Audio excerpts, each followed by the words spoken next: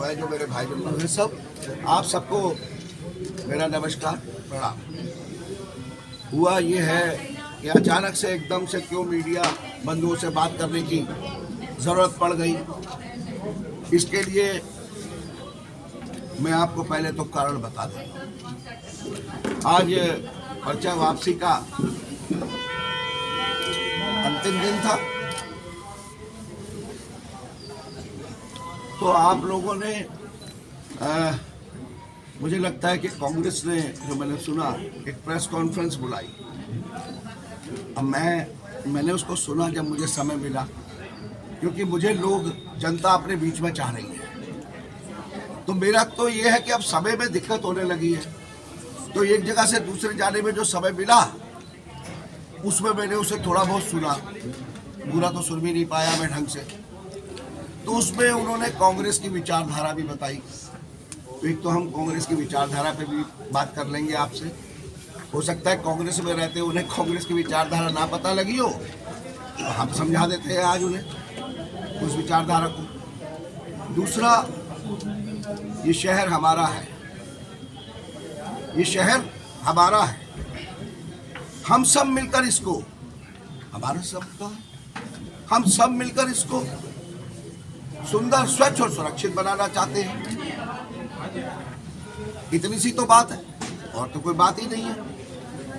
अब हम तो ये कह रहे हैं कि एक मौका मिला है, हमसे मतलब, मेरा हमसे जो मतलब है, हम सब से है जो हम बैठे।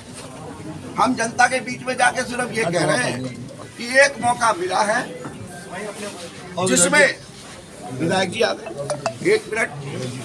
सारे लोग ये चाहते हैं कि जो मौका मिला है, जिसमें देश में मोदी जी की सरकार है, प्रदेश में हमारे युवा और विजनरी मुख्यमंत्री श्री पुष्कर सिंह धामी जी की सरकार है, और उन्होंने काशीपुर की सरकार बनाने के लिए और उसका मुखिया बनाने के लिए प्रतिनिधि के तौर पर मुझे उतार दिया है। तो जो हम सब लोग मिलकर चाहते थे कि शहर का विकास हो और इसमें बढ़िया बढ़िया काम हो, उसके लिए मुझे उन्होंने उपयुक्त आदमी माना, तो वो चुनाव में उतरने का मौका दे। अब इस मौके को हम गंवाना नहीं चाहते, क्योंकि हम सब लोग मिलकर अपने शहर से प्यार करते हैं। अब यहाँ पर बड़े भाई के तौर पर माननीय विधायक श्री त्रिलोक सिंह चीमा जी, जो मेरे बड़े भाई हैं, और इधर जनता जो मुझे ये जिम्मेदारी सौंप देगी, हम दोनों मिलकर बेहतर काम इस शहर के लिए कर पाएंगे। इतनी सी बात है, इतनी सी बात का चुनाव है बस। लेकिन आज कांग्रेस प्रत्याशी, मैं जानता हूं कि वो बौखला गए। मैं सबूत से बात करूंगा, मैं सबूतों से बात करूंगा। वो बौखला गए। वजह, अभी 3 दिन सब हुए हैं, टिकट मिला, रात को आया टिकट, उसमें भी एक गम का माहौल बन गया शहर के अंदर। हमने कुछ ऐसा करा नहीं, लोगों ने चुनाव प्रचार में उतरे नहीं। संगठन की मीटिंग हुई, हमारे नेताओं ने मिलकर संगठन की मीटिंग में जिम्मेदारियां बांटी। आज पहला दिन था सुबह, जिसमें मैं जनता के बीच में कायदे से गया था। अब उसकी वीडियो कुछ पहुंच गई उनके पास, क्योंकि मैं तो 12 बजे जाके सो रहा हूँ और 7 बजे निकल जा रहा हूँ। जब मैं जनता में पहुंचा तो वहां जो जनता का प्यार मिलना शुरू हुआ, तो नेताजी के पास वो वीडियो पहुंच गई और वो बौखला गए। मैं बिल्कुल भी बौखलाहट में नहीं, मैं बिल्कुल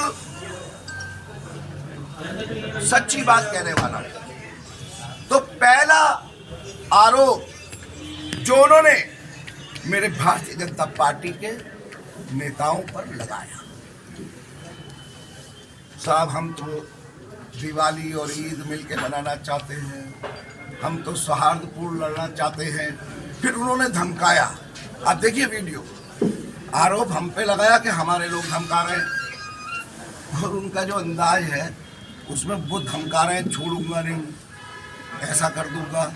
अरे भाई, हम तो हाथ जोड़कर कह रहे हैं कि हम लोगों को धमकाने का जरूरत नहीं है। हम लोग तो भाई बड़े, सब लोग विनम्र लोग हैं। और जनता के बीच में हाथ जोड़कर वोट मांग रहे हैं और जा रहे हैं, अपनी बात कह रहे हैं। अब कैसे कहा उन्होंने क्या, कानून को मैं बहुत जानता हूँ, वो सच बात है, वो कानून को जानते हैं।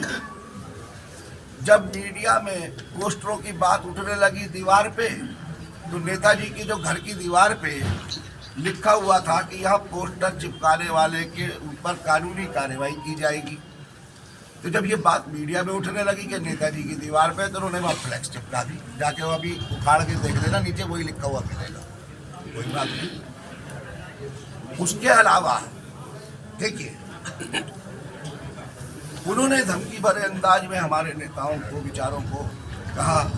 उन्होंने मेरे ऊपर जो एक बात कही कि मैंने भी एक फ़ोन करा और उन्होंने ये कहा कि भाई ये मेरी इज्जत का सवाल है। अब भैया आप ही बताओ, ये इज्जत का सवाल कहना, अगर पहली बात तो मैंने ऐसा कहा, अगर मैंने कह भी दिया होगा तो इज्जत का सवाल है कहना उनके किसी प्रत्याशी को, ये धमकाना है क्या?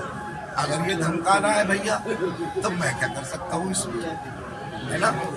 हम लोग विकास की बात करते हैं, हमारे विधायक जी हमेशा डेवलपमेंट की बात करते हैं। ये सब हम आरोप प्रत्यारोप में नहीं पढ़ना चाहते और मैं आगे से उनकी किसी भी बात का जवाब ऐसे नहीं दूंगा, वो जाने उनका काम है। हमें तो काशीपुर शहर की बात करनी है। एक आरोप, उनके प्रत्याशियों को धमकाया जा रहा है, वो सद्भाव की बात करते हैं। 40 में से भैया 30 पार्षद लड़ रहे हैं। अरे भाई तुम्हें कैंडिडेट नहीं मिल रहे तो इसमें हमारी क्या गलती है? 30 पार्षद लड़ रहे हैं। अब 30 कैसे? अभी हमारी एक बहन है, मेरे से भी बड़े पारिवारिक संबंध है, सुना है मैंने, गीता चौहान जी, उन्होंने भी पर्चा वापस ले लिया। अब एक बार बताओ, गीता चौहान जी को आप सब मीडिया बंधु भी जानते हैं, उन्हें कोई धमका सकता है? अपनी मर्जी से ले लिया। एक समर्थक ऐसा जबरदस्ती जो पर्चे भरवाए गए असल में वो वापस हुए हैं और कोई इसमें दिक्कत नहीं है। कि जब हर जगह कांग्रेस का खड़ा होना चाहिए, उम्मीदवार तो बिल्कुल खड़ा होना चाहिए। अब तुम खड़े ही नहीं कर पा रहे तो हम क्या करें? हम पे आरोप क्यों लगा रहे हो हमारे लोगों पर? मनोज जग्गा जी आज निर्विरोध पार्षद बन गए। अभी उन्हें काम पड़ गया, जिन्होंने पर्चा वापस लिया कांग्रेस का, यहीं आए थे इस प्रेस कॉन्फ्रेंस के बाद और खुशी खुशी इनके साथ है। आप उनसे बात कर लीजिएगा, मैं तो खुलकर कह रहा हूँ, मनोज जग्गा जी बने हैं, आप मीडिया बंधु उनसे बात कर लीजिएगा। वो यहाँ आए थे आपसे बात करने के लिए कि साहब मुझे किसी ने नहीं धमकाया, उन्हें धमकवा के भिजवा दिया गया है यहाँ से। मतलब मिलने आए थे वो, यहाँ पर बधाई साथ में। दूसरा, मैं एक और कांग्रेस के उम्मीदवारी जिसने करी थी सिंबल पर, सुमित को, उन्हें साथ लेके बैठा हूँ। ये है हमारे नेता रविंदर सिंह चड्डोक जी के वार्ड से, इन्होंने कांग्रेस के सिंबल पे पर्चा भरा। आपको यही बताएंगे, मैं नहीं बताऊंगा इन्होंने वापस क्यों लिया। अरे मानवता भी कुछ चीज है नेताजी। अगले के घर में बच्चे का दुखद निधन हुआ है, आप क्यों ऐसा माहौल शहर का बनाना चाह रहे हो? तेज बोलने से, गुस्से के बोलने से कुछ नहीं होने वाला। प्यार मोहब्बत से हमने चलना है। सुमित जी से आप ही बात करिएगा, मैं नहीं कहूँगा। वजह पूछ लीजिए पर्चा वापस ले लेंगे। अब उन्होंने पर्चा वापस लिया कांग्रेस का अपनी दुखद घटना से, ईश्वर इनको हिम्मत नहीं। उसके बावजूद आस्था भारतीय जनता पार्टी में है। आप देखिए यहाँ बैठे हैं तो यहाँ बात क्लियर होती है साहब कि पार्षद के प्रत्याशी ना मिलने के कारण और आज भारतीय जनता पार्टी के कार्यकर्ताओं के साथ चुनावी मैदान में मेरे निकलने से जो जनता का समर्थन मिला उससे बौखलाहट बढ़ गई और वो हमारे कार्यकर्ता और नेताओं को प्रेस करके धमकाने लगे। अगर मेरी ये बात को कहते हैं सबूत दूंगा, तो मैं कहता हूँ सबूत तो उनकी प्रेस कॉन्फ्रेंस में दिख रहा है। जो अंदाज है वो धमकाने का है, तो हम तो उनसे धमक गए। हम तो पहले से धमके गए, भैया हमें तो कुछ करना ही नहीं है। अब कांग्रेस की विचारधारा कांग्रेस की विचारधारा, उन्होंने विचारधारा सौहार्दपूर्ण विचारधारा, ये लाया हूं उनकी विचारधारा।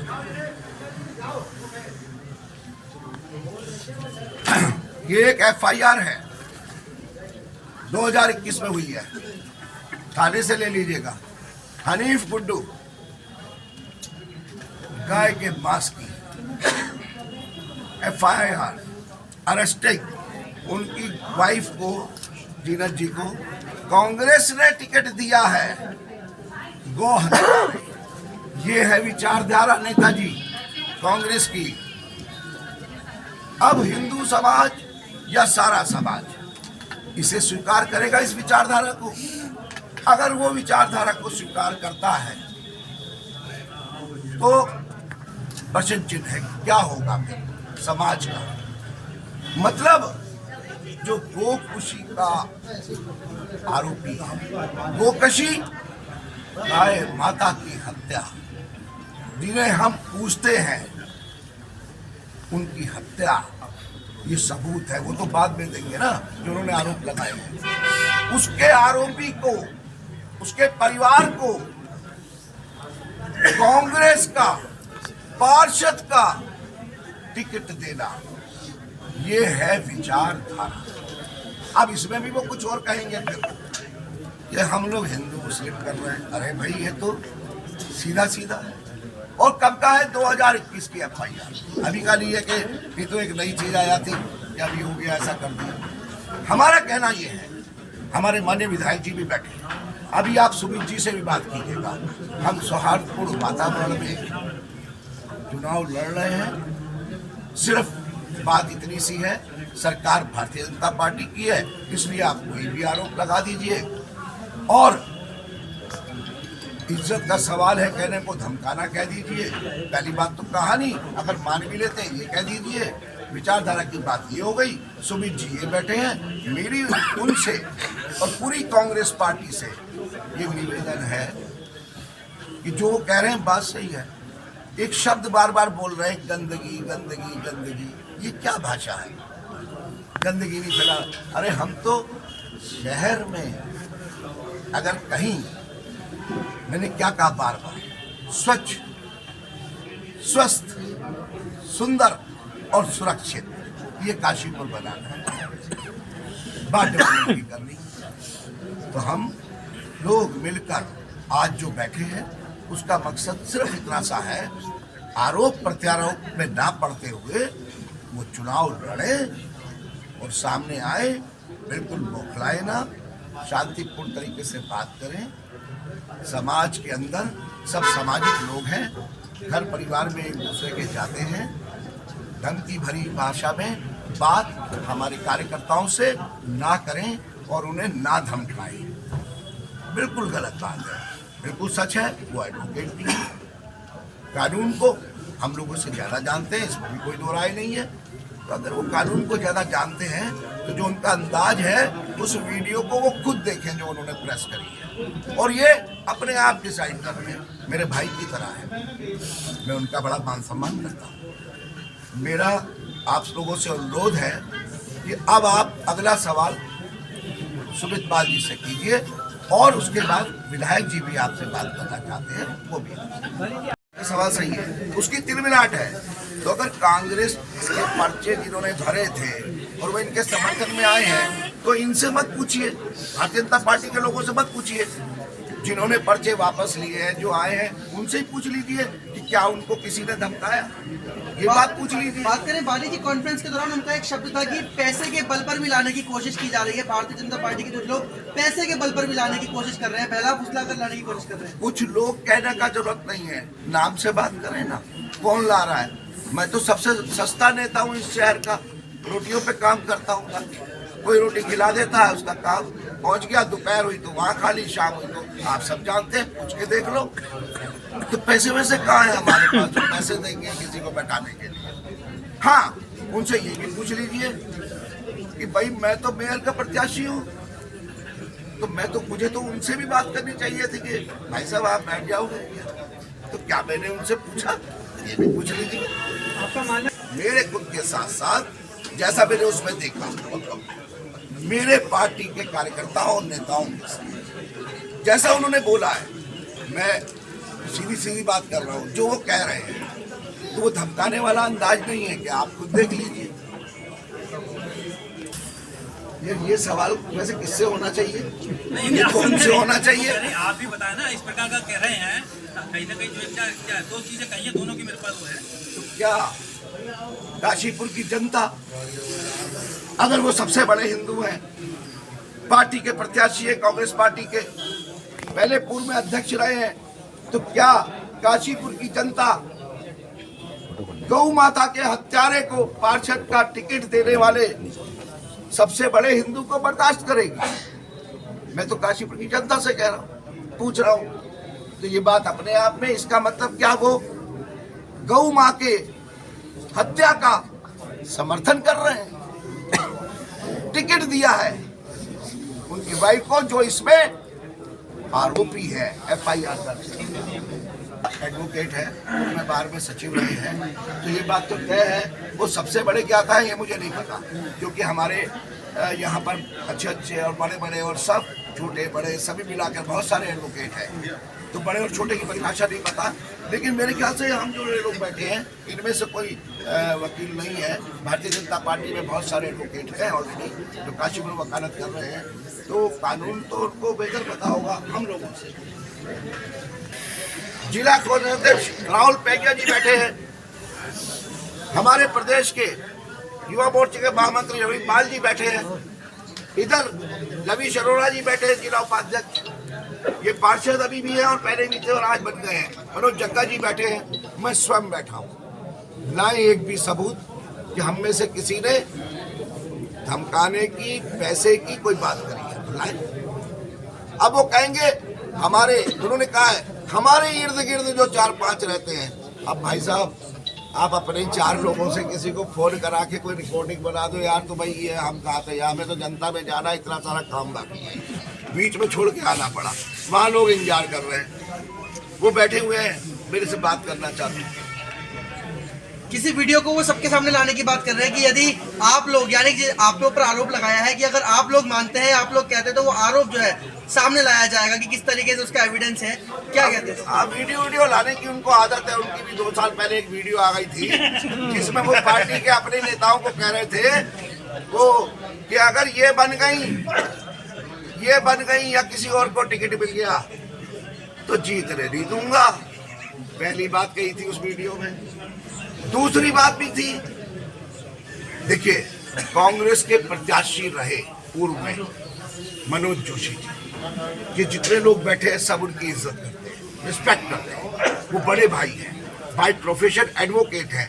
उनके लिए क्या बोला था कि भैया ये तो चुनाव लड़ जाते हैं पैसे कमाने के लिए, ये भी बोला था।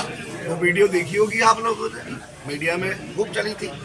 तो हमें नहीं पता उनके पास कौन सी वीडियो रखी है जो बना के उन्होंने रख ली है, चलाएंगे बाद में। अरे चुनाव मुद्दों पे लड़िए, चुनाव विकास की बात पर लड़िए, चुनाव शहर की स्वच्छता पर लड़िए, चुनाव शहर की सुरक्षा पर लड़िए, चुनाव माँ बहनों की इज्जत पर लड़िए, चुनाव नशाखोरी गोकशी करने वालों को हवालात में बंद करा देने के लिए लड़िए, सभ्य समाज को अंदर जो भी असभ्यता फैलाए चुनाव उस मुद्दे पर लड़िए, शहर के डेवलपमेंट पर लड़िए, चुनाव लड़िए।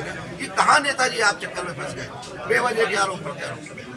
अगला कोई सवाल इधर हुआ है परसों, नवजात शिशु सुमित जी ने अपने भाई को भेजा, वो घर पर, क्योंकि उनके घर में आज हवन वगैरह हो रहा है, उसकी पत्नी को बताया भी नहीं, पैदा हॉस्पिटल में बताइए चंडोल जी इस बारे में। हाँ, सुमित जी क्या कहना है? सुमित जी के भाई